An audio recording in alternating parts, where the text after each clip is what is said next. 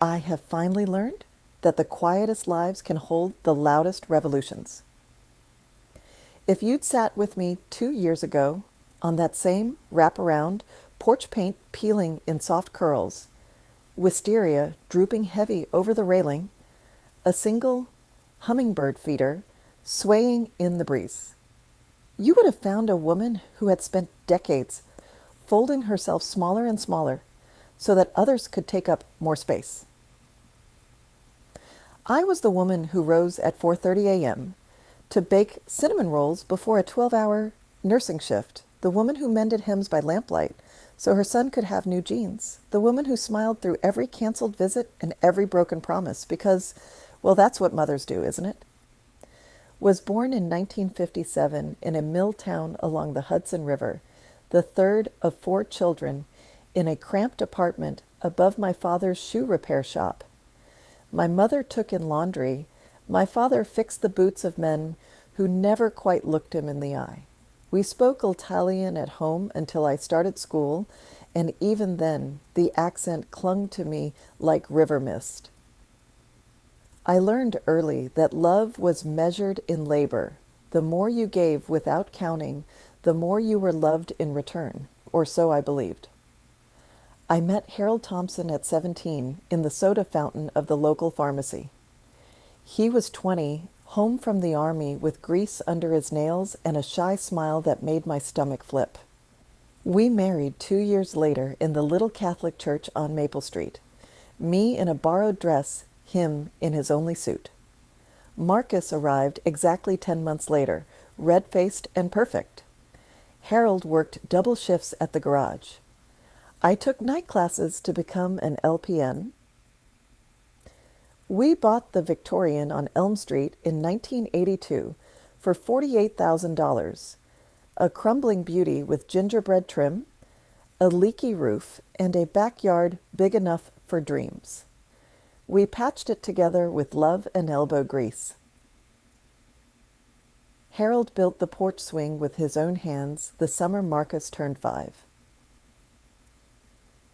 I can still close my eyes and hear the creak of its chains, the sound of ice cubes clinking in lemonade glasses, Marcus laughing as fireflies blinked on. Harold died in 2001, a massive coronary while changing a transmission. He was 44. I was 44. Marcus was 15, all long limbs and sudden silences. The funeral was standing room only. Half the town came, because everyone knew Harold would fix your car for free if you were short on cash. I stood at the grave in black heels that pinched, holding Marcus's hand, while he stared at the casket like it was a mistake. After that, it was just the two of us against the world. I picked up every overtime shift the hospital offered. I learned to stretch a pound of hamburger into 5 meals. I sat through Marcus's soccer games in the rain with a thermos of coffee gone cold. When he got accepted to SUNY Albany, I cried in the grocery store parking lot because we'd done it. We'd made it possible.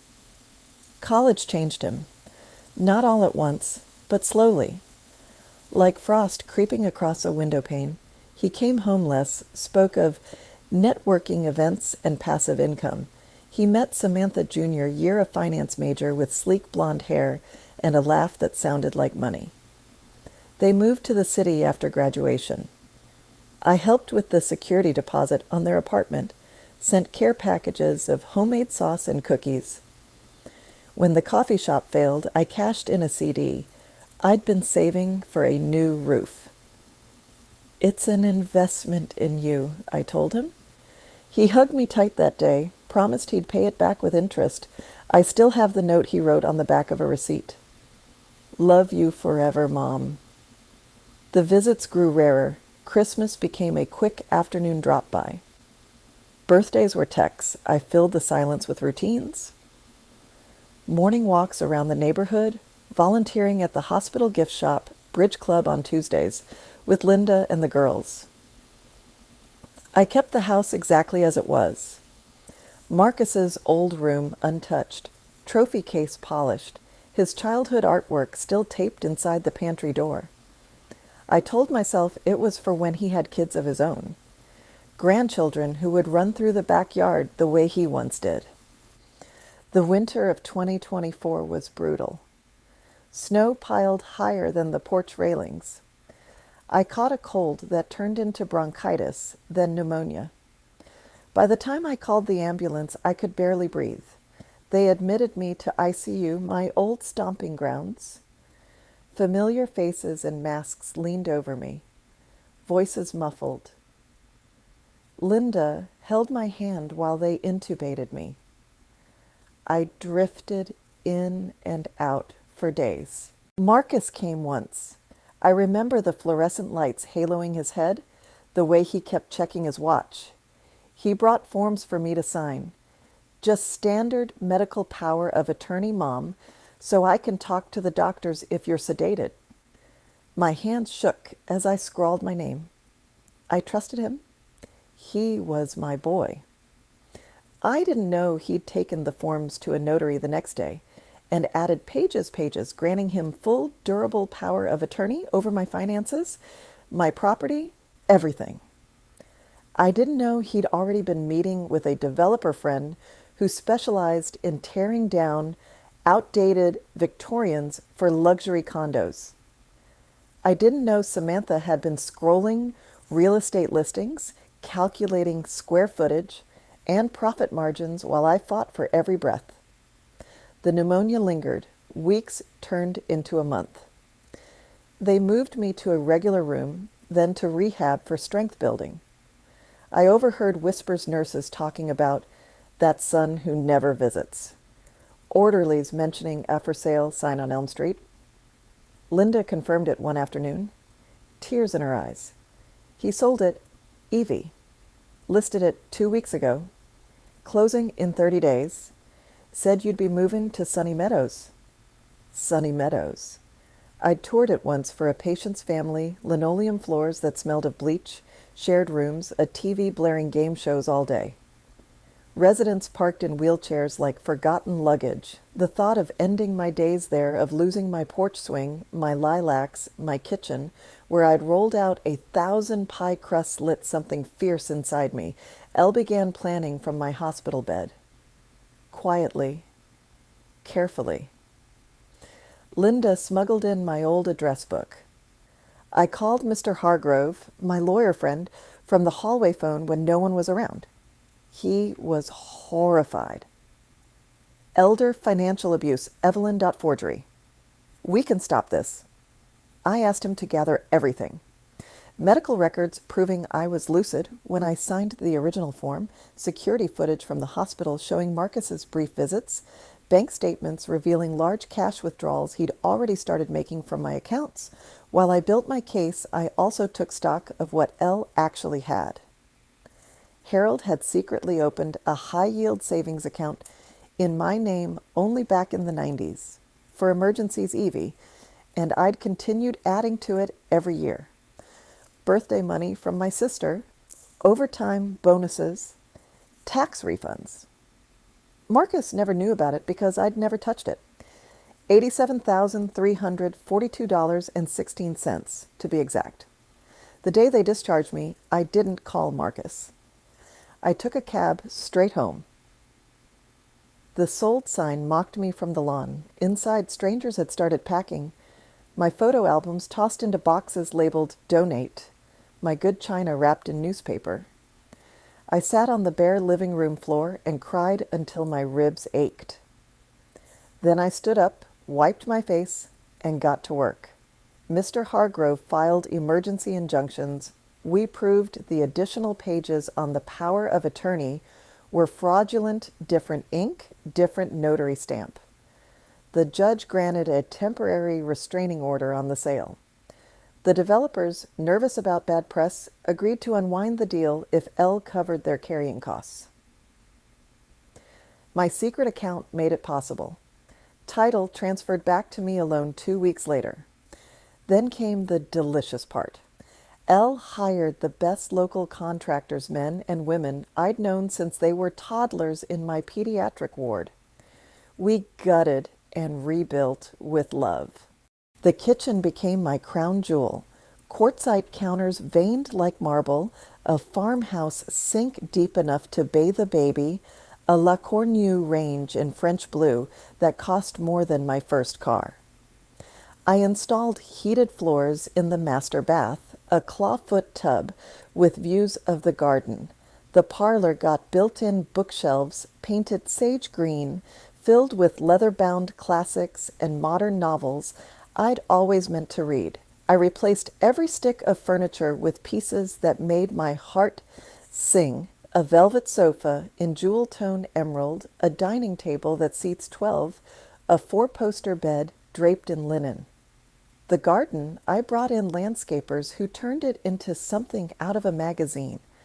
A flagstone patio with a fire pit, raised cedar beds bursting with heirloom tomatoes, rosemary, lavender, and roses in every shade. A koi pond with a tiny waterfall, wisteria trained over a new pergola. I added a she shed at the back, a cozy studio with skylights where I now paint watercolors and write letters to old friends. Elle hired Maria full-time. She's 52, widowed, with a laugh that fills rooms. She cooks Filipino adobo that makes my mouth water and teaches me Tagalog phrases over coffee. We watch British baking shows in the evenings and argue playfully about whose turn it is to choose the movie. The house smells constantly of something wonderful: fresh bread, roasting garlic, lilies from the garden. Music plays. Ella Fitzgerald, Yo-Yo Ma, whatever strikes my mood. I bought myself clothes I'd always window shopped: cashmere sweaters, Italian leather boots, a camel coat that makes me feel like Audrey Hepburn. I take classes: watercolor, Italian conversation, ballroom dancing. I joined a travel group for women my age and have already been to Portugal and Morocco. Next spring, Paris and Provence. Marcus didn't contact me for months. I think he assumed I'd shuffled off quietly to sunny meadows. Then one crisp October morning, an SUV pulled into the driveway. Marcus and Samantha stepped out in an expensive but rumpled suit, her in sunglasses despite the clouds. He carried a manila envelope thick with papers. He still had his old house key. He let himself in without knocking. "Mom, time's up. The developers are ready to close. You need to be out by—" His voice died as he crossed the threshold. I was in the sunroom, sunlight pouring through the glass, wearing a silk blouse the color of champagne, reading a novel with a cup of fresh Ethiopian coffee steaming beside me. The air smelled of cinnamon rolls Maria had just pulled from the oven. Vases of dahlias and roses overflowed on every surface. The house gleamed. Marcus stood frozen in the doorway, mouth open. Samantha bumped into his back, peered around him, and gasped. I closed my book gently and smiled. "Good morning, Marcus. Samantha, would you like coffee?" Maria just baked. He stumbled forward, eyes darting wildly, taking in the new hardwood, the crystal chandelier, the art on the walls. This isn't possible. The house sold. I signed the papers. You were supposed to be gone."